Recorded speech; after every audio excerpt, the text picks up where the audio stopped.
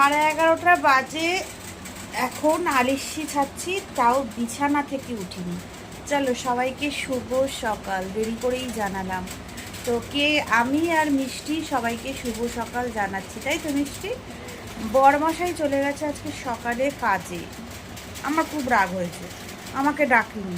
কেন ডাকেনি বলো তো? আমাদের বাড়িতে এতদিন একটা বাচ্চা ছিল, ওরই বন্ধুর ছেলে, বাচ্চা ছেলে। ছেলেটা ছিল, এবার আজকে ভোরবেলাও বাড়ি চলে গেছে, এই 4টে 4:30 নাগাদ। আমি উঠেছিলাম, বাচ্চাটাকে খেতে দিলাম, মানে যেহেতু উঠেছি বাচ্চাটাকে খেতে খেতে দিয়ে চলে গেছি অত ভোরে। তারপর আবার শুয়ে পড়েছি। বরমশাই মানে 8টা না 9টার সময় ডিউটি গেছে, আমাকে ডাকেনি, যেহেতু আমি অত সকালে একবার উঠেছি তাই। কিন্তু দেখো না খেয়ে চলে গেছে, কি বলবো বলো? তো যাই হোক, চলো টাটা, উঠি কাজবাজ করি, শুয়ে শুয়েই তোমাদের শুভ সকালটা জানিয়ে দিলাম।